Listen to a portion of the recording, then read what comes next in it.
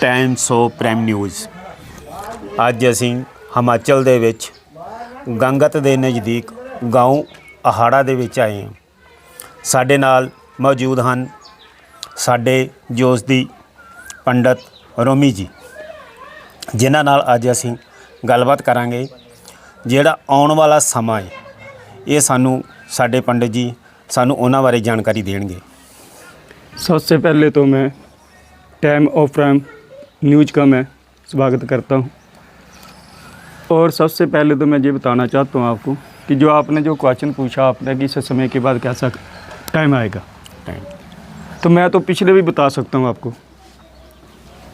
मैं पिछले भी सतयुग से लेकर और आने वाले युग तक मैं आपको बता सकता हूँ।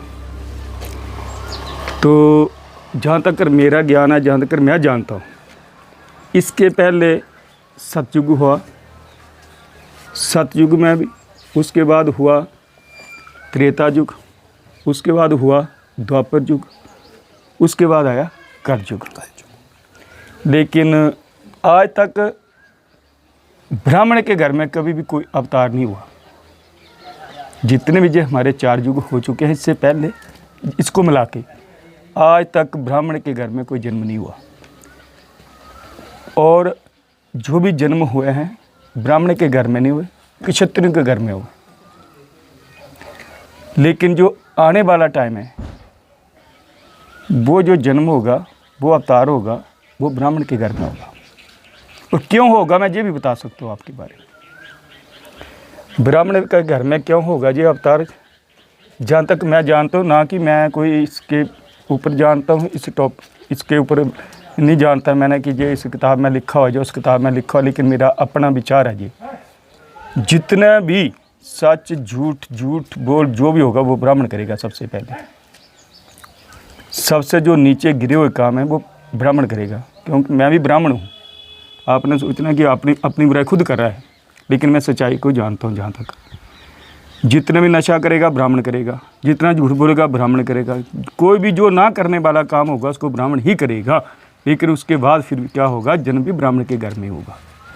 किस गांव में होगा? संबलपुर ग्राम होगा।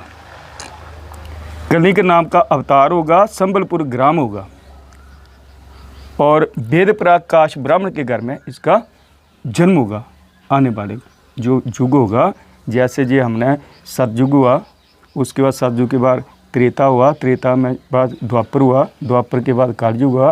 लेकिन जो आने वाला युग होगा उसका होगा कलिंग नाम का अवतार होगा, वेद प्रकाश ब्राह्मण के घर में होगा और संबलपुर ग्राम में होगा।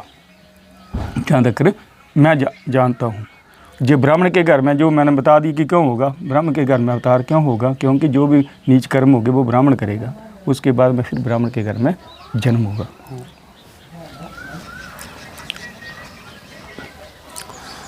ਸਾਡੇ ਪੰਡਤ ਰੋਮੀ ਜੀ, ਜਿਹੜਾ ਸਾਡਾ ਸ਼ਨੀ ਤੇ ਆਪਣੇ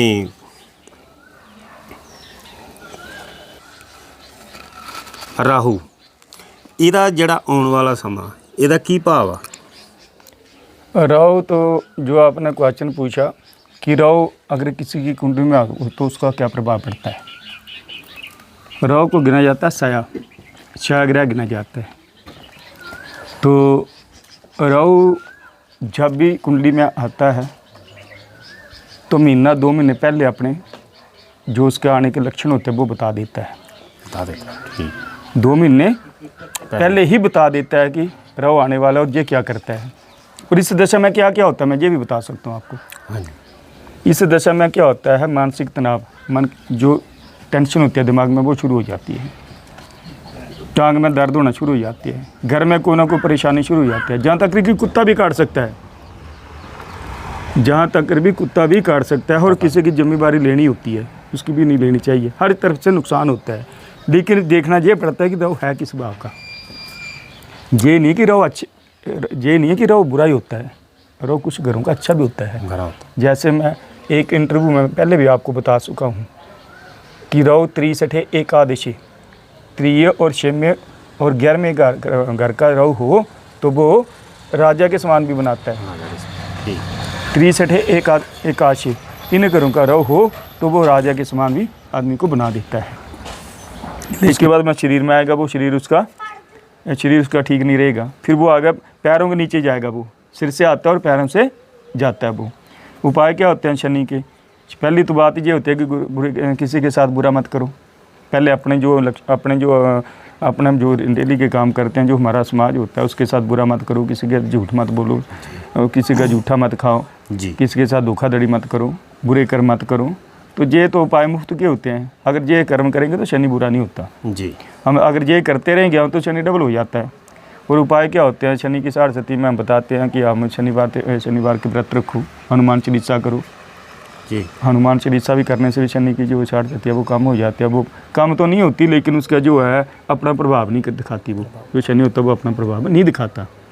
जैसे उसी तरह अगर आप हनुमान चालीसा करेंगे, जो उपाय करेंगे आप, मैंने एक मिनट में पहले भी आपको बता चुका हूँ कि अगर हम किसी को जो ग्रह होता है अगर हम उसका उपाय करते हैं तो ये मतलब नहीं हो कि वो चला गया, वो जाएगा, 1 मिनट भी कम नहीं जाएगा, 1 मिनट ज़्यादा भी नहीं रहेगा, वो उतने टाइम तक ही रहेगा।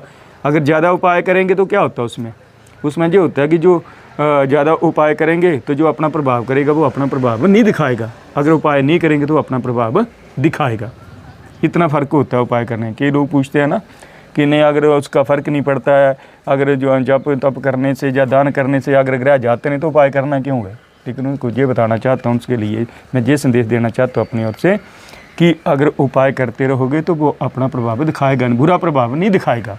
अगर उपाय नहीं करेंगे तो वो बुरा प्रभाव दिखाएगा, लेकिन जाएगा नहीं, वो 1 मिनट में नहीं जाएगा, कम नहीं होगा, 1 मिनट ज़्यादा भी नहीं होगा। अगर शनि की 67 होती है 7.5 साल, महादशा होती है उसकी 19 साल, चाहे 19 साल आप घर में बैठा के रख लो, किसी पंडित को बैठा के रख लो, रोज़ करते रहो, लेकिन वो 19 साल से 1 मिनट भी कम नहीं होगा वो, और 1 मिनट भी ज़्यादा भी नहीं होगा। तो लोग ये पूछते हैं कि कम ज़्यादा नहीं होता तो उपाय करने क्यों, पंडितों ने ये ढोंग रच रखा हुआ है, लेकिन ढोंग नहीं है वो। मैं ये बताना चाहता हूँ कि वो ढोंग नहीं है। उसका मतलब ये हुआ कि वो अपना प्रभाव जो है बुरा प्रभाव नहीं दिखाएगा अगर उस पर उपाय करते रहेंगे तो। Thank you ji.